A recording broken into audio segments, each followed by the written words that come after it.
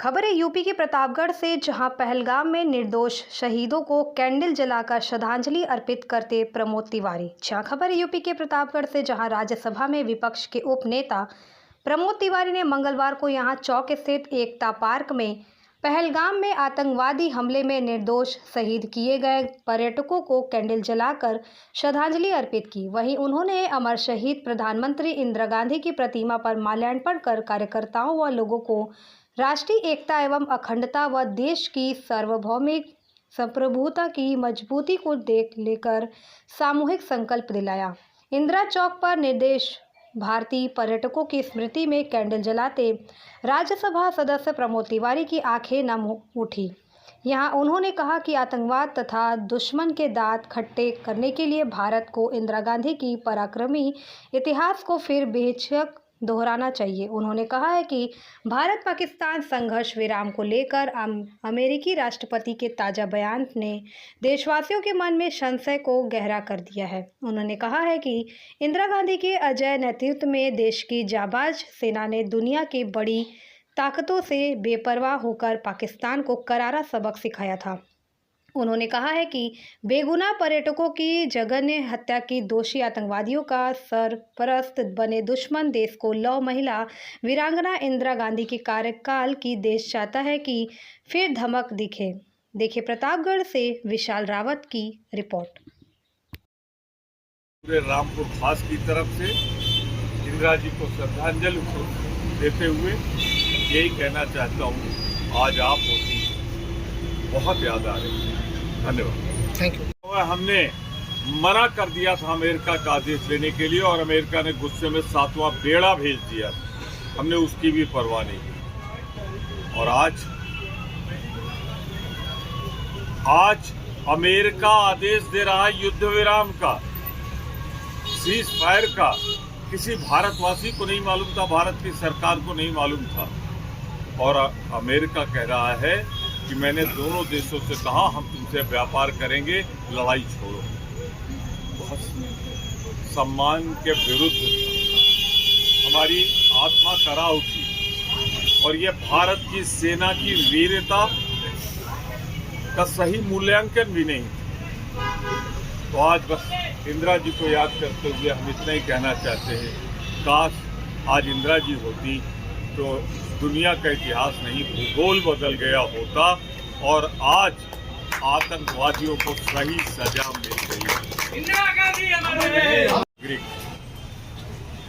इंदिरा जी को श्रद्धा के साथ याद करना। सबसे पहले मैं पहलगाम में जो 26 आम भारतीय शहीद हुए, मैं उनको श्रद्धांजलि अर्पित करता हूँ, उनके परिवारजनों के प्रति संवेदना व्यक्त करता हूँ। हमारा समर्थन आतंकवाद से लड़ने के लिए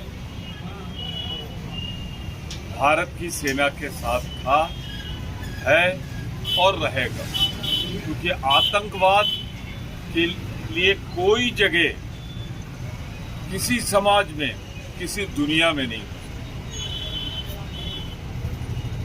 परंतु जिस तरह से हमने पूरा समर्थन दिया, संपूर्ण विपक्ष ने दिया, जो किसी राजनीतिक दल में नहीं थे उन्होंने दिया। और जिस तरह सीज फायर का आदेश, संधि विराम का आदेश हमारे प्रधानमंत्री, हमारी सरकार ने नहीं किया, बल्कि दूर देश में वाशिंगटन में बैठकर अमेरिका के राष्ट्रपति ने जिस तरह आदेश दिया कि युद्ध विराम 5 बजे से हो गया है, वो भारत की सेना की गरिमा को चोट पहुंचाने वाला, हर भारत को दुखी करने वाला था। हमें इंदिरा गांधी बहुत याद आई, क्योंकि उस समय राष्ट्रपति निक्सन ने जब बांग्लादेश बनने जा रहा था तो इंदिरा गांधी को फोन किया और कहा कि आप युद्ध विराम कर दें।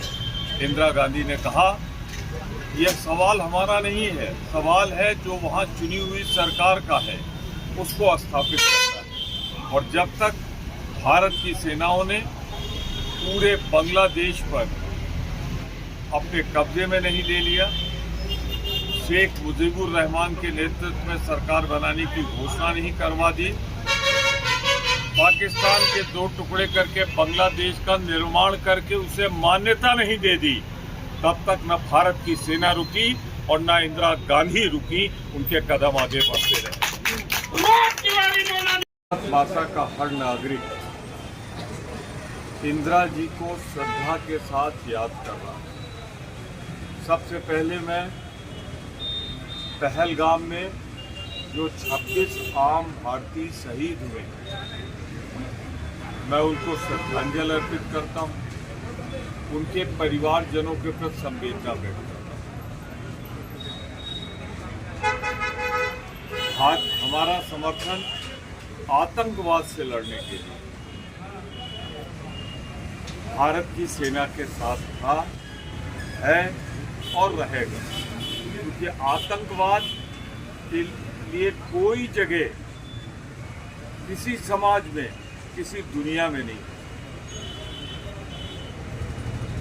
परंतु जिस तरह से हमने पूरा समर्थन दिया, संपूर्ण विपक्ष ने दिया, जो किसी राजनीतिक दल में नहीं थे उन्होंने दिया, और जिस तरह